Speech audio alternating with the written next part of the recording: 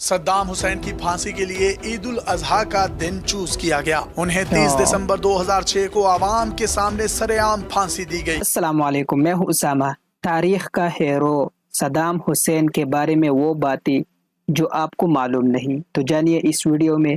اگر چینل پر نئے ہیں تو چینل کو ضرور سبسکرائب کریں۔ چلتے ہیں ویڈیو کی طرف۔ صدام حسین کی پھانسی کے لیے عید الاضحیٰ کا دن چوز کیا گیا۔ انہیں 30 دسمبر 2006 کو عوام کے سامنے سر عام پھانسی دی گئی۔ جب صدام حسین کو تختہ دار پر لایا گیا تو وہ درود شریف پڑھ رہے تھے۔ انہوں نے ایک بار کلمہ شہادت بھی پڑھا۔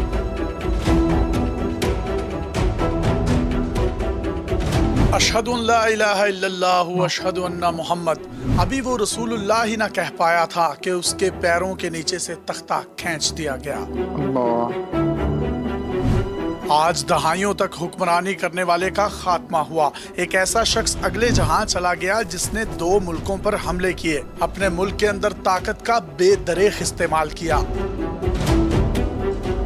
عالمی طاقتوں کی آنکھوں میں آنکھیں ڈالی، لیکن پھر ایک عالمی سازش کا خود شکار ہو گیا۔ اس کی پھانسی پر اپنے ہی لوگ جشن منانے لگے۔ اس کے جانے کے بعد سے اب تک یہ ملک سنبھل نہیں پایا۔ بے امنی اس ملک کا مقدر بن چکی ہے۔ یہ کہانی ہے صدام حسین کی، جو عراق کا صدر تھا۔ اس نے 24 برس تیل کی دولت سے مالا مال ملک پر حکمرانی کی۔ عراق میں اس کو کوئی چیلنج نہیں کر سکا، ہر چیز پر اس کا کنٹرول تھا۔ مخالفین اس کے نام سے بھی ڈرتے تھے۔ یہ 28 اپریل 1937 کو عراق کے ایک چھوٹے سے گاؤں میں پیدا ہوا۔ صدام کی پیدائش سے پہلے ہی اس کے بھائی اور والد کا کینسر سے انتقال ہو چکا تھا۔ صدام کی پیدائش کے بعد اس کی ماں نے دوسری شادی کر لی۔ اب صدام کا سوتیلا باپ اسے تشدد کا نشانہ بناتا رہا۔ صدام گھر سے بھاگا اور 10 سال کی عمر میں بغداد میں اپنے چچا کے پاس رہنے لگا۔ چچا کے زیر سایہ اس نے تعلیم حاصل کی اور بعد میں سیاست میں متحرک ہو گیا۔ صدام 20 برس کا ہوا تو اس نے پڑھائی چھوڑ کر انقلابی بیعت پارٹی جوائن کر لی۔ یہ ایک چھوٹی سی پارٹی تھی، اتنی چھوٹی پارٹی کہ اس کے اراکین کی تعداد صرف 300 تھی۔ صدام کے یہ پارٹی جوائن کرنے کے 1 سال کے بعد ہی عراق سے بادشاہت کا خاتمہ ہو گیا۔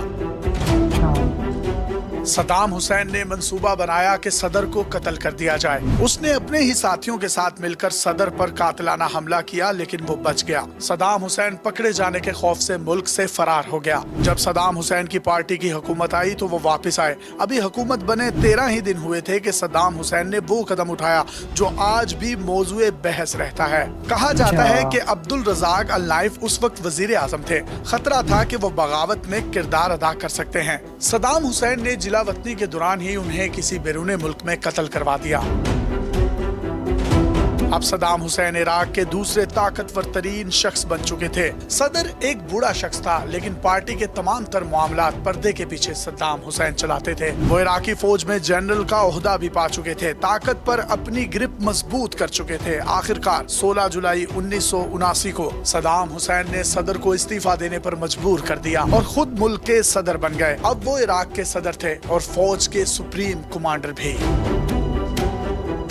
صدر بنتے ہی صدام حسین نے اپنی پارٹی سے غداروں کو صاف کرنے کا فیصلہ کیا۔ 16 جولائی کو وہ صدر بنے۔ ٹھیک 6 دن کے بعد 22 جولائی کو انہوں نے بعد پارٹی کے رہنماؤں کا اجلاس بلا لیا۔ اس اجلاس میں پارٹی کے اندر ڈبل گیم کرنے والے 68 رہنماؤں کے نام پڑھ کر سنائے گئے۔ ان تمام 68 اراکین کو بے وفا اور غدار کا لیبل لگا کر کمرے سے نکال دیا گیا، اور جیسے ہی یہ کمرے سے نکلے ان کو حراست میں لے لیا گیا۔ بعد میں ان کو سزائے موت سنائی گئی، لیکن سزائے موت سے پہلے ہی فائرنگ سکواڈ کے ذریعے سے ان کو قتل کروا دیا گیا۔ ادھر صدام حسین اقتدار میں آئے تو ادھر ایران میں امام خمینی اپنی حکومت قائم کر چکے تھے۔ دونوں کی پرانی مخالفت تھی۔ 1980 میں صدام حسین نے ایران پر حملہ کر دیا۔ یہ جنگ 8 سال تک جاری رہی۔ دونوں فریقوں کو اپنا مقصد حاصل نہیں ہوا، لیکن دونوں جانب سے تقریباً 10 لاکھ افراد اپنی جانیں گنوا بیٹھے۔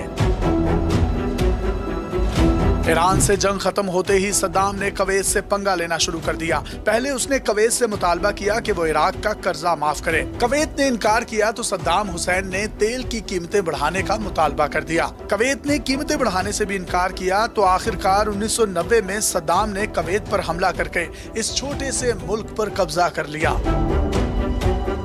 आलमी फोर्सेस और आलमी तवानाइयां इराक और सद्दाम हुसैन की इन तमाम साजिशों को देख रहे थे, जिसकी वजह से आलमी इत्तेहाद ने इराकी फौज के खिलाफ ऑपरेशन डेजर्ट स्टॉर्म लॉन्च किया। ये दूसरी आलमी जंग के बाद बनने वाला सबसे बड़ा फौजी इत्तेहाद था। अमरीकी क़यादत में ही इस बड़े फौजी इत्तेहाद ने चंद ही दिनों में इराकी फौज को तहस नहस करके रख दिया। इस जंग के बाद सद्दाम हुसैन ने किसी भी मुल्क पर फिर हमला करने का नहीं सोचा।